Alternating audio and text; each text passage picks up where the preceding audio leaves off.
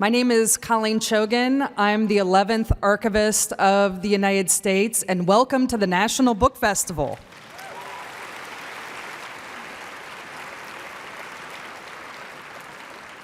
Welcome to the session, Capital Secrets, J. Edgar Hoover's Shadowy Reign with Beverly Gage and James Kirchick. I'm going to tell you a little bit about our participants today. Beverly Gage is a professor of 20th century American history at Yale University. She writes frequently for the New York Times, the Washington Post, the New York Times Magazine, and the New Yorker, amongst other publications.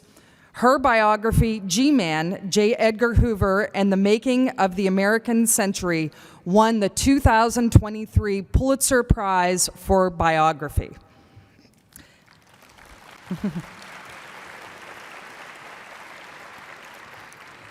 James Kirchick is a columnist for Tablet Magazine and a writer-at-large for Airmail.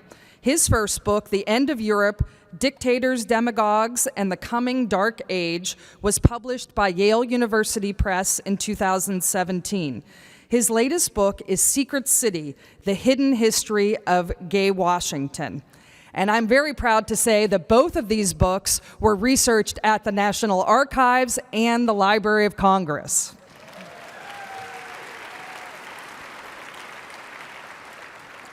Both Beverly and James will be signing books from 3 to 4 p.m. after this session on the second floor. This session will be moderated by Mr. David Rubenstein. He is the National Book Festival co-chair.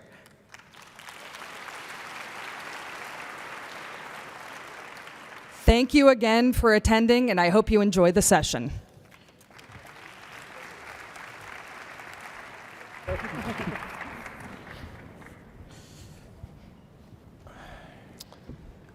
So thank you all for coming, and thank you for being here. So congratulations on winning the Pulitzer Prize. Thank you. So how do you actually know you're going to win the Pulitzer Prize? Did somebody call you and say you're going to win it, or they call you right afterwards? How do you know? How do you I find just out? knew. You knew No. you were going to win?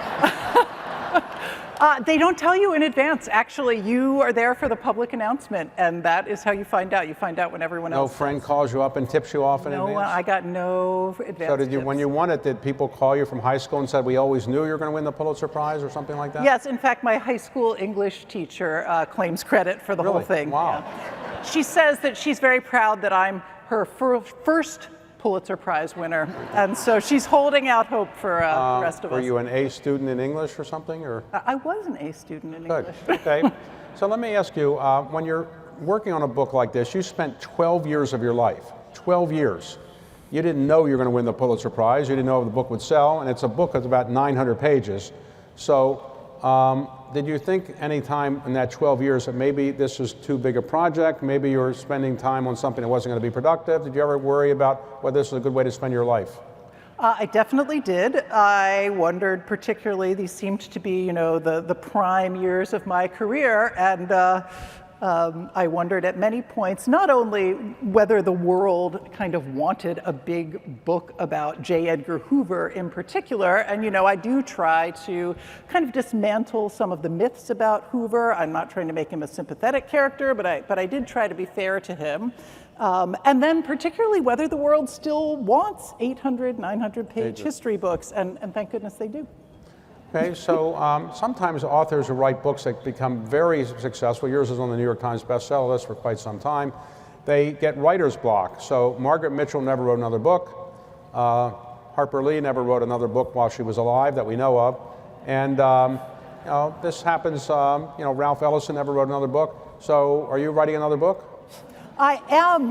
I feel like happily I've had sort of the opposite experience, which was that I spent 12 years working on this one book, and therefore I have this enormous backlog of book ideas that I was keeping as a running list the whole time. So James, your book is one that I enjoyed reading, as I did her book as well, but was it easier to sell that to a publisher, or was it harder to sell that subject to a publisher?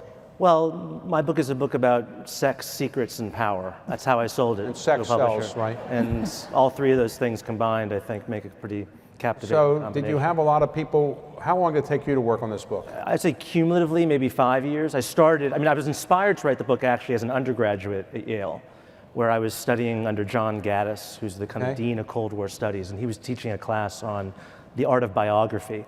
And we had to choose as our subject anyone whose papers are at the Yale archives. And I chose Larry Kramer, who was an AIDS activist and playwright, a gay activist as well. And so I got to meet Larry, and I was writing about him, and yet I had this interest in Cold War history that I got studying with John Gaddis. And so the kind of merging of these two subjects when I was a young man then kind of inspired me several years later to write the book. Okay, so is Washington, in your view, more gay than other cities of comparable size or less gay? Well, technically, according to the census, it's the gayest state in the country. Gayest city? Yes, state. Okay. Well, Okay. in terms of the, yes. At the same time, if you look at my book, it's simultaneously the gayest city, but was also for a long time the most anti-gay city, which is appropriate because this is the capital of hypocrisy.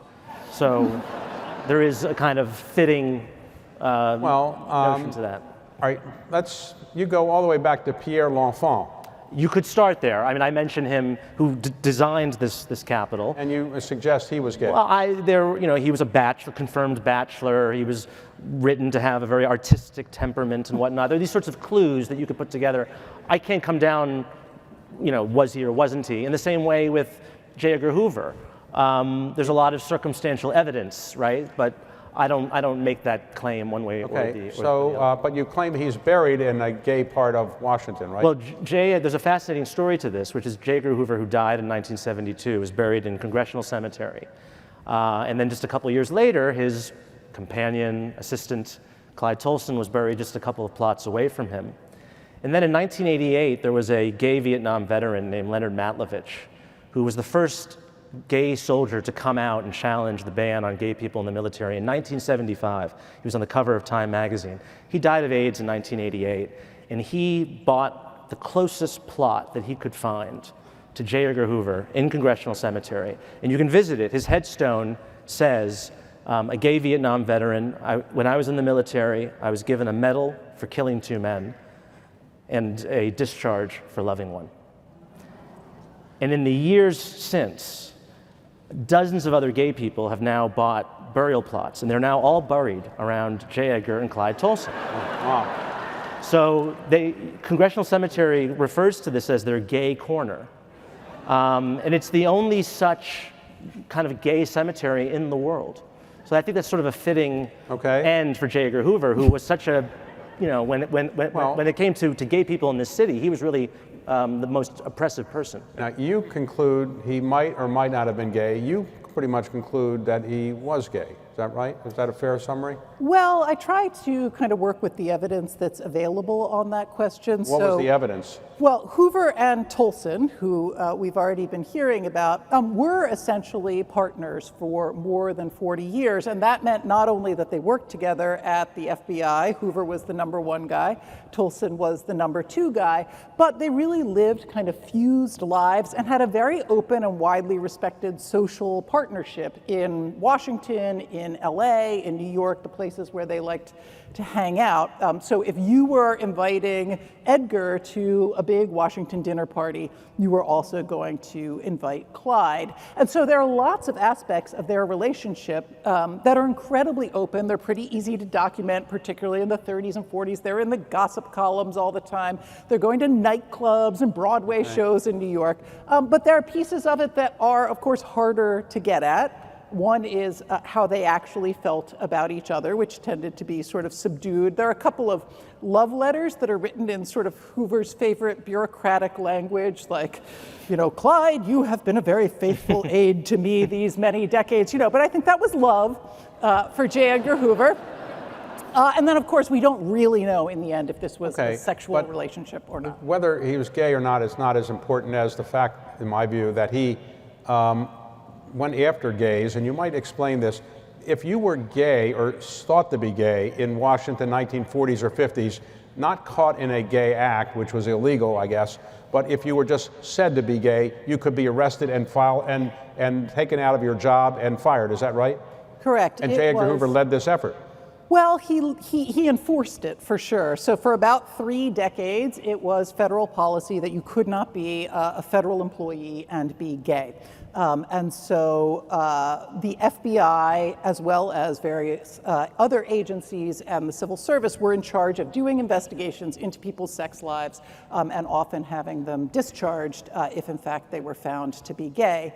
And Hoover is an interesting character in all of this, right? He's the head of the FBI. His men are out there, enforcing this policy.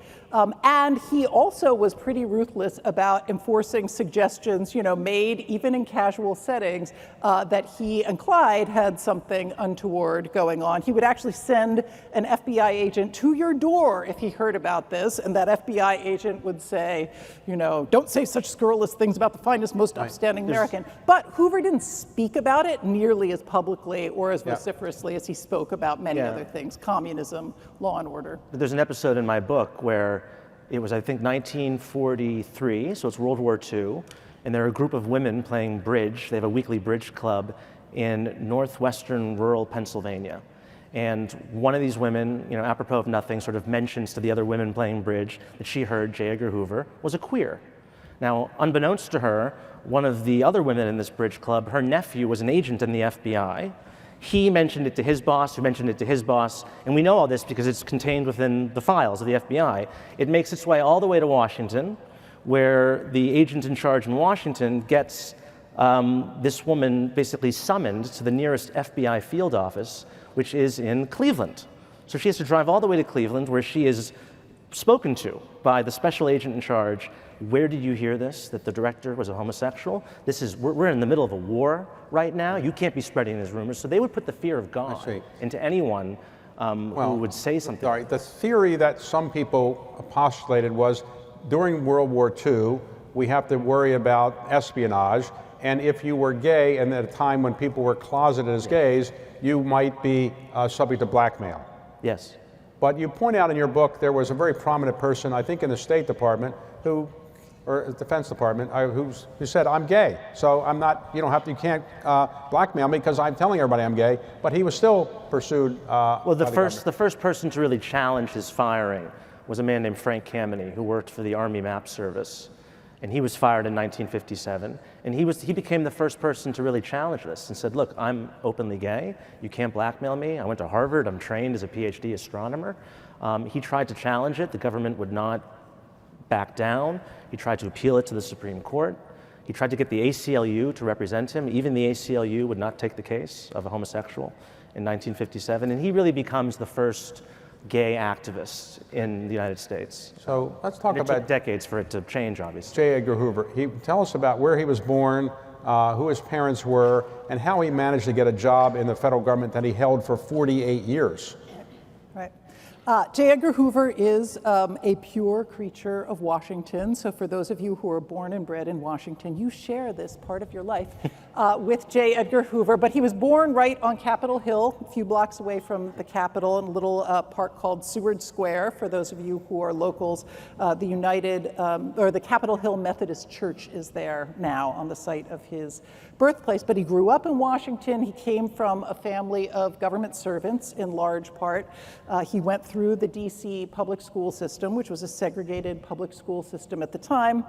He went to George Washington University and did an undergraduate degree in law there while he worked at the Library of Congress. So we really have the Library of Congress to thank for J. Edgar Hoover's file-keeping skills and information organization, but he went to work, when he graduated, he went straight into the Justice Department, and then he became director of the Bureau by 29. 29, he's director of the Bureau, but the Bureau wasn't really much in those days. What did the Bureau really do in those days? I mean, in the early days, nobody ever heard of it. Right, so it was a small organization when Hoover took it over. He was engaged in some of the wartime surveillance, in particular the Palmer raids, which were very controversial deportation raids carried out by the Justice Department, but he managed to survive all of those scandals and become director in 1924 at the age of 29. And it was a no big deal appointment to some degree. The Attorney General just said, you know, we need someone to do this, and he was the available man. The Bureau didn't do much. They had a grab bag of federal crimes, auto theft, interstate prostitution. Mostly they were doing kind of white-collar antitrust work. Did he ever get married? He was never Hoover? married. Well, he married the Bureau. That's what he always said. Okay. And he lived with his mother until she passed away. He lived with his mother until he was 43 years old, and then he moved to Northwest Washington, got his own house. Let's talk about some of the administrations you point out in your book. So, well, let's go through some of the ones. Let's talk about Abraham Lincoln. My book really doesn't begin until the 30s, but we could talk about Abraham Lincoln if you want. Well, Lincoln, there was a book that was written not long ago that said Abraham Lincoln was gay. Yeah. You investigate this? Well, it's based on his letters, okay, mostly with another man with whom he shared a bed for several years on the frontier in the American West in the 1830s. That's very common in those days. Which was not uncommon. Although if you read some of these letters back and forth with this man named Joshua Speed, they're a little hot and heavy. But I'm not a literary scholar, so it's not for me to say whether or not it's indicated. But your conclusion was Lincoln was... Well, he might have been. Again, I can't, without evidence, as historians, we have to be very judicious in our judgments. Don't destroy our illusion. What about George Washington? He wasn't gay, right? Well, look, if you spoke to Larry Kramer, who I met, and I wrote, Larry thought everyone was gay. Every president was gay. Hoover was obviously gay. Everyone was gay. I mean, but Larry was not. Larry was a great novelist and a great playwright. But Washington, he was not gay. Well, no, there's no evidence. Right. What about James Buchanan? There's been a book written about this, actually. It came out 3 or 4 years ago. He was the only unmarried president ever. He was, the first and only bachelor president, I believe. In this book, it's called Bosom Friends, and it concludes that his relationship with another man who was a senator, I believe, Rufus King, if I'm not mistaken, that they were, it was widely talked about and rumored, but there actually was, this historian concludes that they were not gay. Okay. But it's interesting that we have people claiming that both the best and the worst presidents in American history, in my opinion, were gay. Okay, well, going into the 20th century, in the beginning of the 20th century in Washington, D.C., let's take the first couple administrations. Those presidents, did they tolerate people who were gay, or there were gays in the administration, but nobody really wanted to talk about it? It's funny, FDR, who's the first president I write about, he had a very close aide, Undersecretary of State named Sumner Welles, who was really running the State Department. Very important diplomat who was exposed quietly, secretly, as being gay. He was getting drunk on the presidential train and propositioning porters. And it was actually J. Edgar Hoover became involved in this in coming into the Oval Office and telling FDR, I think what we should do is get him a bodyguard to stay with him at all times, but make sure the bodyguard is an older gentleman so people won't start spreading rumors about the two of them. But FDR really went to the mat to try to protect Welles, and his response was basically, if he's not doing it on government time, what do I care? He also was FDR was also very forgiving of his friends for what they did when they were drunk. This is a different time, okay? This was the 1940s, and powerful men could get away with things. But simultaneously, there was another scandal going on with an isolationist Democratic senator named David Walsh, who opposed FDR on World War II and whatnot. And he was outed. It was the first outing in American history by the New York Post in 1942. And because he was an opponent of FDR, FDR was quietly supporting the campaign against him. So it was very kind of... What about FDR's wife? Eleanor, again, it comes down to the letters that she exchanged with an AP reporter at the time named Lorena Hickok, where she writes about kissing this woman, and they're very passionate letters. She obviously did not have a great relationship with her husband. Once he was in the White House, he was carrying on multiple affairs with other women in a very kind of blatant way, where she was very aware of it. So yeah, it's certainly possible. So back to J. Edgar Hoover. What did he do that really got him national attention? Was it the John Dillinger so-called killing? And what did he actually have to do with John Dillinger? He wasn't really on the guy killing John Dillinger, right? Why did he get so much attention for it? Right. Well, the Roosevelt administration really is the moment that the FBI, as we think of it today, becomes the FBI. It's when they get their name, and it's also when Hoover becomes a national celebrity. Dillinger was the great case of the age, and one of the things that's interesting about Hoover is that he was never the guy on the ground. Even when he was a very young man, he was always the administrator, the bureaucrat, the person. Did he carry a gun ever? There is no evidence, actually, Did he that ever he arrest knew how anybody? to shoot a gun. Well, he only arrested someone when he was called in front of Congress, appropriations hearing in the mid-1930s, and there's all of this crime stuff going on, and a congressman says, well, Mr. Hoover, you seem like a showman, but have you ever arrested anyone? He had to admit that the answer was no, but the next time they had arrested a big gangster, he made sure that he was there, and apparently the agents ran out and did all of the hard work, and then once it was safe, Hoover kind of came trotting out and made the arrest. You mean somebody in Washington took credit for something somebody else did? Just that once, just okay. that once. So you also point out in your book that there was an agent that he seemed to be really close to, let's say. What was the story with that agent? Yeah, right. Right. So this is an agent named Melvin Purvis, and Melvin Purvis went on himself to become very famous. He was the head of the Chicago office in the mid-30s, and he was the man who got Dillinger. But before he was famous and before he was the head of the Chicago office, he was this kind of cute young agent in Hoover's employ. And happily, his son actually saved all of this very intimate correspondence between Purvis and Hoover. It's some of the best evidence we have of kind of what Hoover was like, particularly as a relatively young director, in his interpersonal relationships with his agents. It's very flirtatious correspondence. It's jokey. It's friendly. It actually has the tone of being something of a kind of workplace sexual harassment scenario, in which he's constantly saying to Melvin, like, no, don't call me director or Mr. Hoover, call me John or J.E. or Edgar. And Melvin is writing back saying, okay, Mr. Hoover, I mean, I'll do that, boss. I mean, no problem, J.E. So. Well, some people in the Bureau called J. Edgar Hoover Edna, is that right? Well, this was one of the kind of derogatory nicknames. Edna and Clyde was one of the things that people said about Hoover. So let's go through the FDR. You had another point? I was going to say Bobby Kennedy, I believe, who was very homophobic, unlike his brother, who was much more comfortable around gay men. His best friend was gay. But there was something happened, I believe it was Clyde was sick in the hospital, and J. Edgar Hoover had to go visit him. And Bobby said to one of his aides, oh, did Clyde have a hysterectomy? So. Well, okay. So let's go through. After FDR, there's Truman, and there's a Truman administration. There's McCarthy is accusing people of there's gays in the State Department. And as a result of that, McCarthy got a lot of attention. What's the story behind all that? So Joe McCarthy gives his infamous speech in Wheeling, West Virginia on February 9th, 1950. That's where he holds up that list in his hand and says, I have a list of 251 communists. By the way, that number would change given the day or how much Senator McCarthy had to drink that day. Some days it was 56, some days it was 87. But just a couple of weeks after that, Dean Acheson, the Secretary of State, is called to testify about the supposed communist threat at the State Department. And he brings an aide with him who just in passing mentions that 91 homosexuals had been fired over the past 3 years. Not that many communists or people suspected of communism, but 91 homosexuals. And so this comes as a shock to Washington.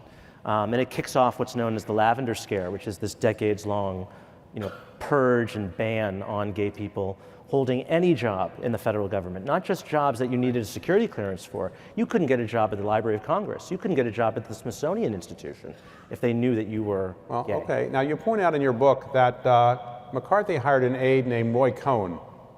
He did. He was gay. He was really gay. He was definitely gay.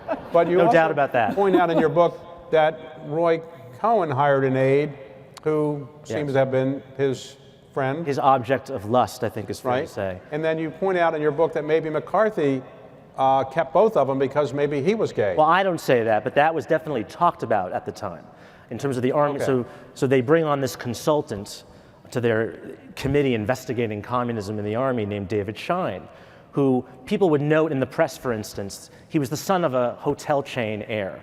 And they couldn't understand why this young man was hired for this job investigating communism, other than that he looked like a Greek god. That's how they would write about this. Because again, you couldn't use the word homosexual in the press at the time. It was such a taboo subject that even to accuse someone, it had to be done in this very kind of roundabout way.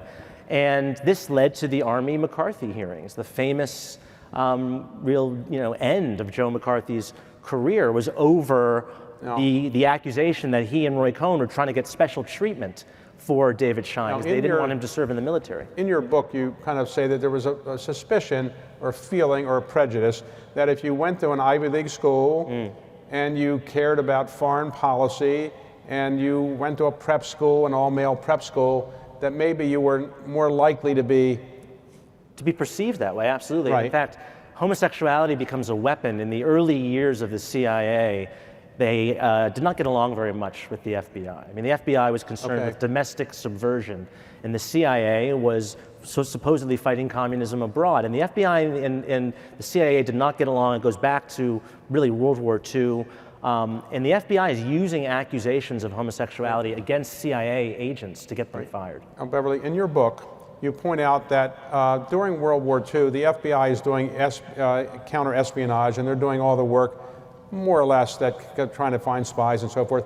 But after the war is over, Truman does not give that responsibility in the future to the FBI. He says, I'll have the CIA. Why did he not give this responsibility to Hoover? Did Truman not like Hoover?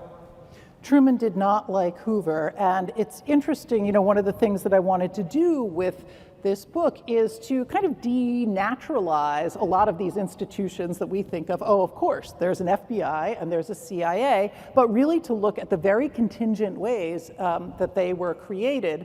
And Hoover's experience under FDR had been, we get all of this new crime-fighting power, the war comes along, the FBI is put in charge of domestic intelligence, counter-espionage, and so Hoover's expectation is that then when the war comes to an end, he's also going to get to be in charge of the world. But Truman was suspicious of the concentrated power at the Bureau. He didn't like Hoover especially, and so... But Hoover comes into his day when Eisenhower is elected president. Eisenhower is a conservative Republican and the kind of person that Hoover projected an image that he wanted to be.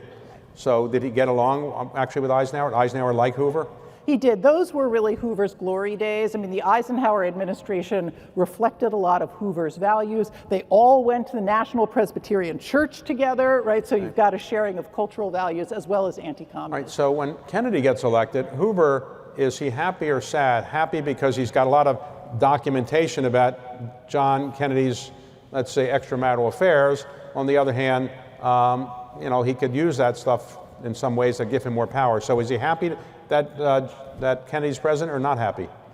Initially, he didn't mind. I mean, he wanted Nixon to be president because he was very good friends with Richard Nixon, but he thought that the Kennedy administration would be okay at first. He knew Joe Kennedy, but it turns out to be really a disaster for Hoover. He's really at odds with the Kennedys, but he doesn't get fired, as we all know, and that is in part because he had so much information about John Kennedy's There was a general fear life in Washington that he had files on everybody, and if you fired J. Edgar Hoover, these files would come out and that would be damaging to your career. Is that a fair summary of what people thought? That is absolutely true, and it's partly the case that he really had these files, and then he also understood it's more important that people just think you have the files, and then they're going to do the same things whether you actually have the files or not. Several times you point out in your book that J. Edgar Hoover went to Robert Kennedy and said, your brother might be having an affair with somebody who's a mafia mole or maybe a spy, and what did Robert Kennedy say about all that?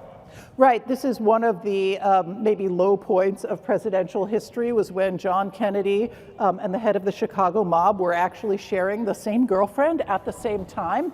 And, J. Edgar Hoover, I think, appropriately said maybe this isn't such a great idea for national security. And so Kennedy did allegedly at least break off that relationship. But J. Edgar Hoover reported to the Attorney General. The Attorney General, Robert Kennedy, is only 35 when he's appointed. So how did he had to go and be summoned by the Attorney General, who was, 20 years younger? How did he get along with Kennedy and Hoover? How'd they get along? Right, well, that's the real root of Hoover's difficulties during the Kennedy years. It's not so much the president, it's Robert Kennedy.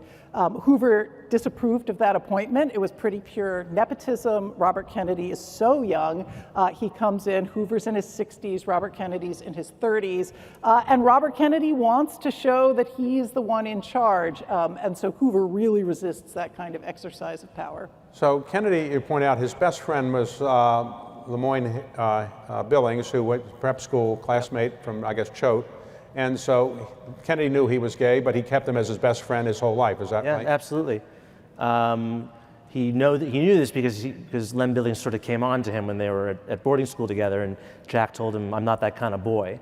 But they remained friends. I mean, most, And everybody in the Kennedy circle knew he was They all gay. knew, and they all loved him, and he was basically like a brother. He actually had a bedroom at the White House during the Kennedy years, and he was extremely distraught when JFK was assassinated. Okay. So does Kennedy have a lot of other gays in the administration that he knows are gay? Well, there's Joe Alsop, who was not in the administration, but a journalist who was extremely close to the Kennedys. He sort of popularized the missile gap, which was this claim that the United States had less missiles than the Soviets during the Eisenhower administration.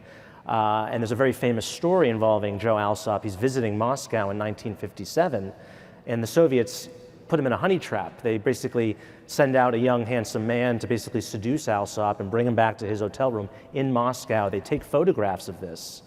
And what happens is that Alsop actually does exactly what J. Edgar Hoover and every leader of the national security state would have expected of a gay man in this situation. He wrote down exactly what happened, and he told the CIA. The Soviets were basically saying, we're going to blackmail you. We want you to go back to Washington and spy for us in Washington. Alsop refuses to do that, and he confesses everything. And in this letter, this confession that he writes, gets into the hands of J. Edgar Hoover. And Hoover tries to basically, put pressure on Alsop because he was a critic of the Bureau. But Alsop was never outed during his lifetime. So he tried to hide his sexuality by marrying Mary Alsop. Susan Mary Alsop, who was a great sort of grand dame of social life in Washington. Now, John Kennedy, when he is assassinated, he's succeeded by Lyndon Johnson, who had his top aide was a man named Walter Jenkins. Walter Jenkins. What happened to Walter Jenkins? Walter Jenkins was the hardest working employee for Lyndon Johnson, which is saying a lot because Johnson was a real taskmaster, a very difficult person to work for. And Walter Jenkins spent 25 years working for Johnson since he was a congressman. And 3 weeks before the 1964 presidential election, Walter goes out to a party, opening up the new Newsweek magazine bureau here in Washington. Ben Bradley was the editor of Newsweek at the time. He has a couple too many martinis, and on the way home, he stops at the YMCA that used to be right across the street from the White House, and he goes into the bathroom downstairs, which was known as a cruising place for men seeking sex with men, and he engages in some sexual activity with another gentleman in that bathroom, but there are police hiding in the wall, and they're taking photos of it, and they arrest him, and they bring him in, they book him, and this comes out, so to speak, a couple days later, and LBJ is terrified. He thinks that this is going to cost him the election. He's running against Barry Goldwater. He's killing Goldwater, and he would end up winning one of the largest landslides in American history. But LBJ could not conceive of Walter Jenkins being a homosexual. He thought that the Republicans had maybe put something in Walter's drink. He thought maybe the Soviets were involved. He thought it was a dirty Jenkins trick. was married with 6 children. Jenkins was married, church-going Catholic, was a very close friend of Deke DeLoach, who was the number 3 man at the FBI and the liaison between the FBI and the White House. And this became this was really the first sort of big front-page gay scandal in American politics, was that the man who's right next to the president was a homosexual. Okay. All right, back to J. Edgar Hoover. When Kennedy passes away, or is assassinated. Johnson becomes president. What is the relationship between Johnson and Hoover? Well, Johnson and Hoover, though you might not suspect it from their respective kind of ideologies, or certainly from their reputations, but they were great friends. They had lived together on 30th Place in Washington, not in the same house, but they were neighbors on the same street from the 1940s into the 1950s. So they had a social relationship, they had a political relationship, and it sort of surprised me that it was really Johnson who I think did more with Hoover, good and bad, than almost any other president. And it was Lyndon Johnson who effectively made J. Edgar Hoover president for life.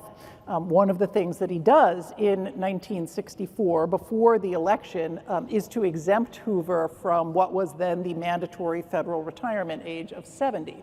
And as a result, Hoover's able to stay on through the late 60s into the early 70s, which is a period when the FBI commits some of its greatest abuses. So Nixon becomes president after... Sorry, can I just say one thing? There's a very funny moment when Johnson is on the phone with Hoover during the Walter Jenkins episode, because he ordered an FBI investigation into Jenkins, and he asks Hoover, how can you, I had no idea Jenkins was a homosexual. How can you tell if someone is a homosexual?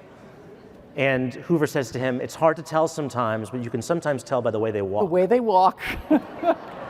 Well, if I can add one other thing to the Walter Jenkins story, which you can see is like a very interesting and complicated story, but it is actually also a moment when Hoover plays this sort of interesting role. So first of all, he kind of saves Lyndon Johnson, right?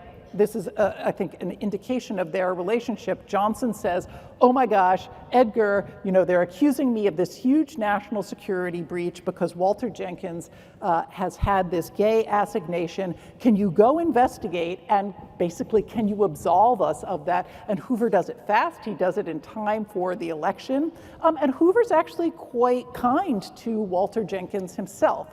He likes him. He had sent Walter Jenkins flowers at the hospital, and this becomes part of the scandal. But my favorite part of their conversations about that is it's a moment when Lyndon Johnson says, J. Edgar, that was a really human thing you did. You were a kind man.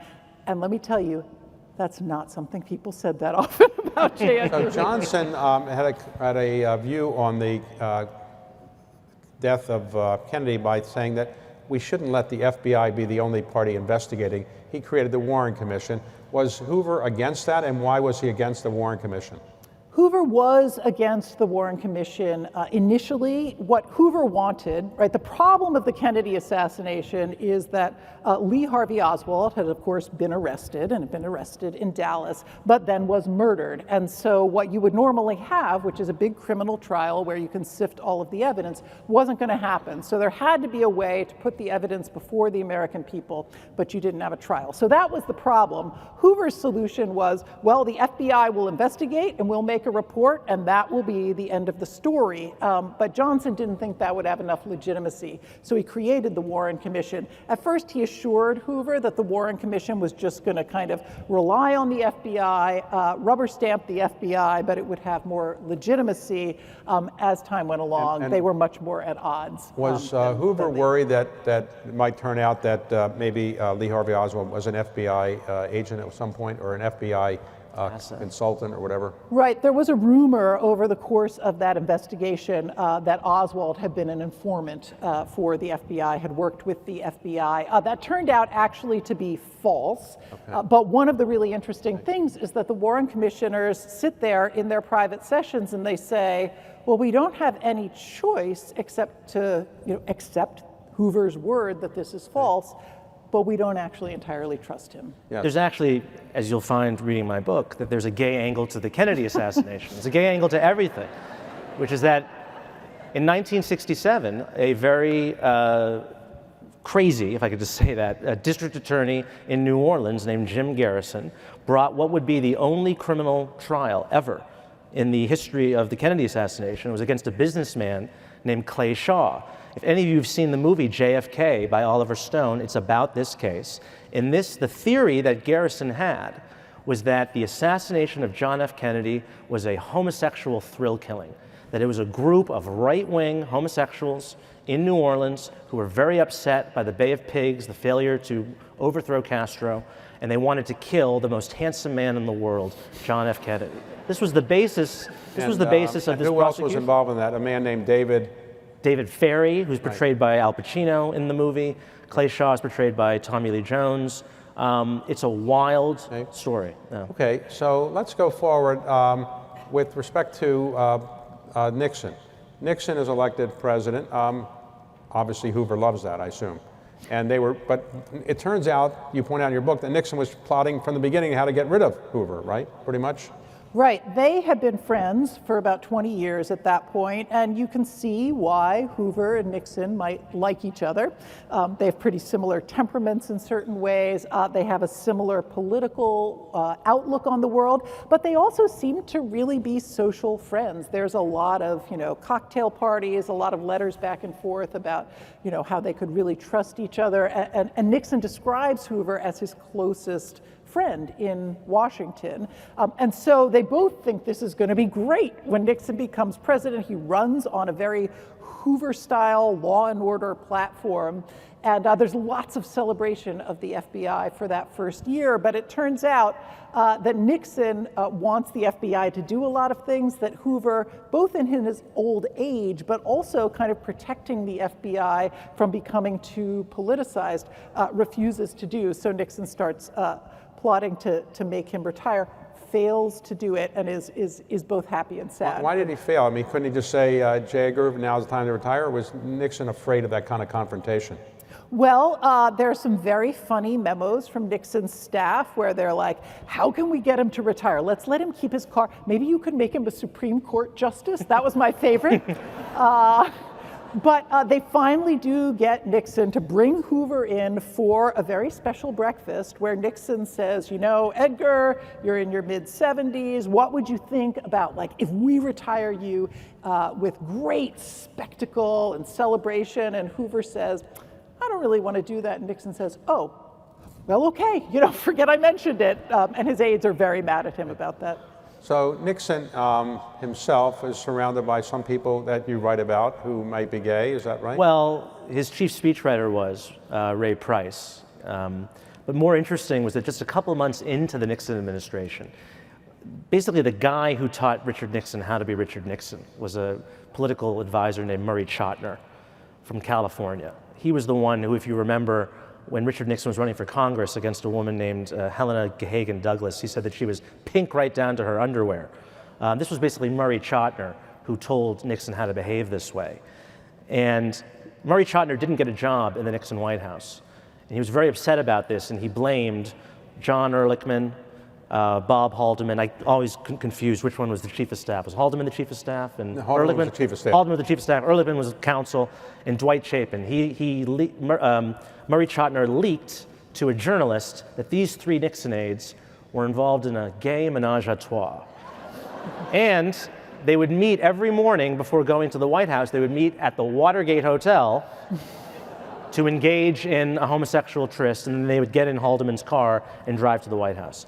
And so this journalist, what does he do? He goes to the FBI. He meets with Deke DeLoach. And then what happens is that Deke DeLoach brings it to John Mitchell, the Attorney General, and the Nixon White House orders an investigation into the supposed homosexual ring in the White House. And so what actually happened is that J. Edgar Hoover was coming to the White House and interrogating these aides about their sex lives. So it's this strange situation where the man... I don't remember if you wrote about this in your book. What about, there was a rumor between Richard Nixon and Bibi Rebozo. Yes. Yeah. Now, what's the story there? There's no real story there. Bibi Rebozo was an old friend of his. There are some photos of the two of them walking on the beach together, I think, holding in California. Hands. No, they weren't holding hands, but there's no indication that Nixon was gay. But it's interesting to talk about Nixon and Hoover. Their relationship really began during the Whittaker Chambers Alger Hiss case, which was the first real domestic spy drama of the Cold War, which also had a gay undercurrent to it. So in the administration I worked, Jimmy Carter, you point out that there was a woman named Midge Costanza who was hired as the liaison to the various groups, and that she made the cardinal sin of doing something on a Saturday afternoon. What was the cardinal sin? She organized the first meeting with gay activists at the White House. First time gays had openly been in the White Openly House. come to the White House in March 1977, and this angered a lot of people, as you might imagine. President Carter was at Camp David that day. It was a Sunday afternoon. She was meeting with a couple of gay activists, and it really played a role in kind of the rise of the Christian right and the anti-gay agenda, because there's this notion that, Right. homosexuals, acknowledged homosexuals, avowed homosexuals, were meeting at the White House with a staffer for the president. Okay, so back to J. Edgar Hoover. J. Edgar Hoover is in his mid to late 70s. He's still reasonably, good shape, and mentally and physically he's able to do the job, you think? I think that he was slowing down like anyone else, but I think he was still more or less in charge. All right, so when does he die? So he died in early May of 1972, and he died pretty suddenly. I mean, he was 77 at that point, and so it wasn't a huge surprise that he might pass away, but nobody expected this. Okay, now, there was always a fear that he had secret files on everybody. So as soon as he died, what happened to those secret files? Well, there is a big sort of panic in the Nixon administration. They send people all over to Hoover's home, to the FBI, to figure out where the files are. And some of those are these files on people's sex lives that are rumored to exist, on their alcoholism, and a whole host of things. But some of them are files on wiretaps that Hoover had set at the behest of Nixon and Henry Kissinger on White House staffers and members of the press. So people get to go inside and see J. Edgar Hoover's home. What was inside that home? Well, statues he had or things like that? Hoover was a great collector of many, many things, celebrity photographs, trinkets. So if you look at the interior photos of his home, it is a very, very fussy home with all sorts of trinkets. One of his neighbors described it as this kind of weird old Victorian paradise inside Hoover's home. So that was there. There were some papers that were also in his home. But weren't there some statues, some suggestive statues? There are. So if you look at this kind of statuary that Hoover liked to collect, among them were male nudes. So he liked to collect, Greek statuary, many of which were male nudes, and he had a very large. I reprinted this in the book. If you buy it, you can see these photographs. He had a big fountain in his backyard that was essentially a naked young man. Okay, so... Make of that what you will. Okay, that's going forward. Reagan's elected president of the United States, defeats Carter. Reagan, virile man, so forth, he's not interested in anything to do with gays, right? He has no gay connections, right? Well, no, not at all. Did he know anybody wasn't gay? Well, when Ronald Reagan... So Nancy was the one. There's actually, in my photo insert, there's an entire page. It's called All the First Lady's Men, and it's photos of Nancy and all of her gay friends, or hairstylist, or interior decorator. But with Ronnie, it goes back to him being an actor. And he was in a film with Bette Davis in 1939 called Dark Victory, in which the director of the film basically wanted him to play the role of the gay best friend. Now, you couldn't do this explicitly in cinema at the time. There was actually a code, it was called the Hays Code. You could not explicitly depict gay people on screen.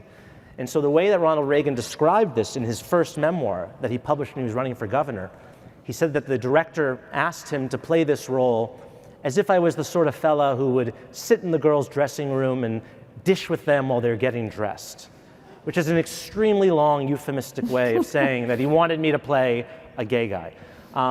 And then just a year into his being governor of California, there was a scandal where Drew Pearson, who had a very tempestuous relationship with J. Edgar Hoover. Drew Pearson was this muckraking newspaper columnist who would, in his columns, sometimes suggest that maybe the director was not a heterosexual. He alleges that there's a number of gay men in Ronald Reagan's gubernatorial office. Including Jack Kemp. Well, he doesn't use Jack Kemp's name.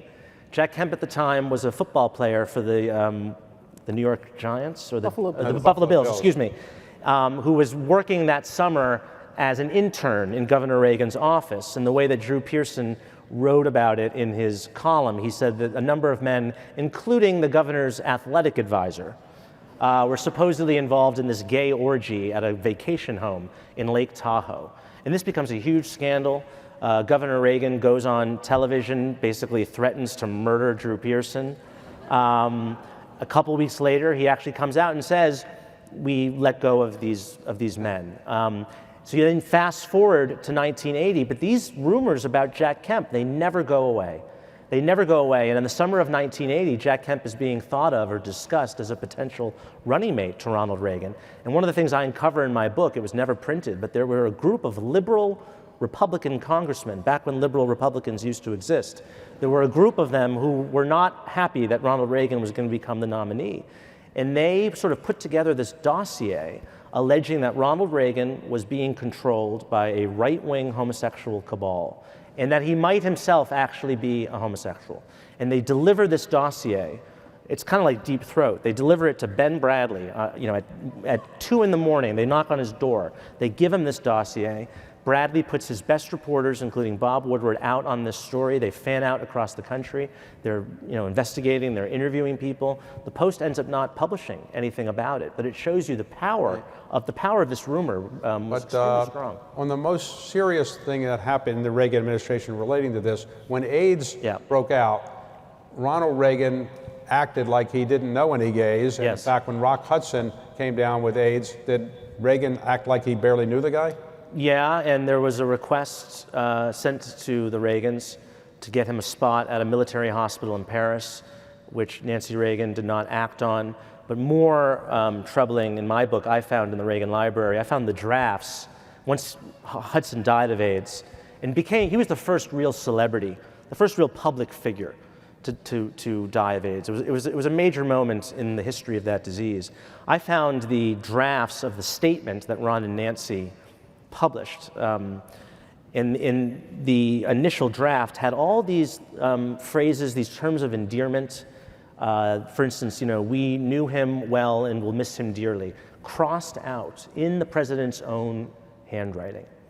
So he really went out of his way to distance himself from Rock Hudson. Well, in those days, Reagan administration did not try to solve the problem right away because it was considered politically incorrect to be supporting gays and the disease? Yes, President Reagan did not mention the word AIDS until September 1985.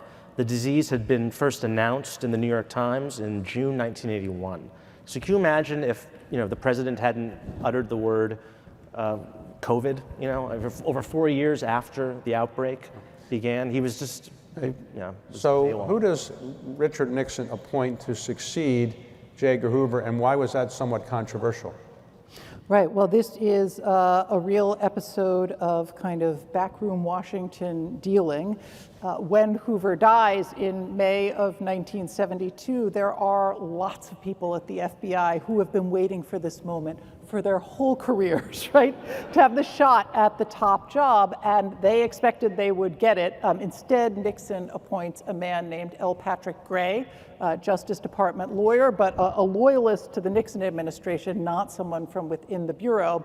And there are some folks at the Bureau who are upset. One of them, whose name has already been slightly suggested, is a man named Mark Felt, who was the number 3 man at the FBI. It was Hoover, Tolson retired as soon as Hoover died, and then there was Mark Felt.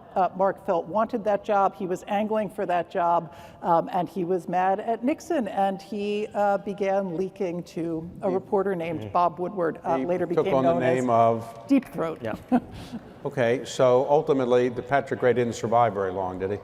He did not, no. He had a lot of resistance from within the Bureau, but at his congressional hearings, he ended up confessing that he had done some rather nefarious things for the Nixon administration, including burning some Watergate evidence in his own home. So that was about it for him. So when Bill Clinton is running for president, he actually has gay activists, David Mixner and others, helping him, which is relatively unusual to have people, quote, out of the closet doing that then. And what did Mixner want, and what did Clinton wind up doing with respect to the military? Well, Bill Clinton was the first major party candidate to actually appeal to gay people as voters. That had never happened before. He gives a speech in Los Angeles just a couple of months before he becomes the nominee, where it's to a gay audience, and he openly asked gay people for their vote, which is a pretty incredible thing when you look at the history up to that point.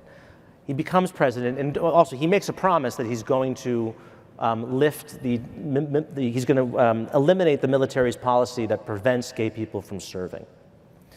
Of course, when he's elected, things become harder. There's politics, there's Republicans, there's people who oppose, not just Republicans. The real leader opposed to this policy was Sam Nunn, who was a Democratic senator from Georgia. So he finds a kind of halfway policy, which is called don't ask, don't tell, which is, right, you can serve in the military if you're gay, but you can't tell anyone. You also can't be asked about it. Now, there was a lot of the don't telling was something that gay people did not talk about. There was still a lot of asking, okay? And there was still a lot, in fact, more gay people were discharged from the military under don't ask, don't tell than before. But it's not entirely a bad picture with the Clinton administration, because in 1995, Bill Clinton lifts the ban on gay people being able to receive security clearances. But what about the Defense of Marriage Act? That's in 1996, excuse me. What is that about? He was that would have allowed states not to recognize marriages performed in other states. Same-sex marriages performed in other states. But Clinton supports that. Clinton supports that. He does it because it's right in the heat of his re-election campaign. He puts ads touting his support for it on Christian radio stations across the country. So yeah, it was politics. And okay, so let's talk about, somebody says, I don't know if I want to read a 900-page book on J. Edgar Hoover. Who says that? Who says that? Got the Pulitzer Prize, but suppose somebody is thinking about reading it and they're just watching you now. Why should somebody want to read this book, and just summarize in 1 or 2 paragraphs what the essence of the message is you want to give the people about J. Edgar Hoover? Well, this is a biography of J. Edgar Hoover in the sense that he is the central character, but I also wanted to make it about some really big themes in American political history. One of those is the transformation of the city of Washington itself. One of those is about the growth of the American security state and how we came to think about and accept some of the things that we have in place today. And then finally, Hoover was interesting to me because he's a little bit of a political conundrum. He was someone who really believed in career government service and who was also a very committed conservative ideologue. And he put these pieces together in a way that I think we don't see as often. It's also the fairest biography, for better or worse, so, that you're likely to read about Hoover. 12 years from now, you'll no doubt be back here with your next book, and that book is going to be on what subject that we've already talked about today? It is a subject we've already talked about today. So the first thing that I'm doing is writing a shorter book, but I'll leave that aside. But my next big book is, in fact, a biography of Ronald Reagan. Oh, wow. Okay. And have you started researching that yet? I have just started researching it. I'm still giving the talks on the last book, but I have gotten into it. And actually, one of the things that I think is interesting to me about Reagan is that the question of anti-communism is really one of the central questions of Hoover's life and his career. But Hoover died in the 70s, and so he wasn't a great vehicle for telling that story in full, whereas Reagan, I think, really is a powerful lens to think about how that shaped the whole. Was Reagan's hair dyed? I'll get back to you in 12 years with a definitive answer to that question. So if somebody is thinking about reading your book, and like this book, I highly enjoyed reading it, what would you like to have somebody know about this book who's thinking about reading it, but give them a paragraph or two on why this book is important for them to read? This was a book about the worst and most dangerous possible secret that you could have in this town in the 20th century. More dangerous, I argue, than being a communist was being gay. Because a communist could leave communism. They could come out as an ex-communist and denounce communism. There was no option if you were a homosexual. Once you were marked as a homosexual, that was the end. And this was a fear that, as you'll see, and as we've discussed today, impacted everything from World War II to the rivalry between the CIA and the FBI, to the anti-communist purges of Joe McCarthy, to the African-American civil rights movement, Iran-Contra, there's a whole gay subtext to that chapter in my book, It's a hidden history. All right, what's your next book about? I'm keeping that a little close to my chest. Okay, so you don't know another one. Well, no, it's. Okay. I don't want to give it away. All right, so are your parents here? They're in the front row. Front row, there they are. Okay, well, congratulations. So, look, I've read both of these books. I highly enjoyed both of them. I highly recommend them. And you'll be around to autograph books today? Yes. This afternoon? Thank you. So thank you both very much for a great story. Thank okay? you.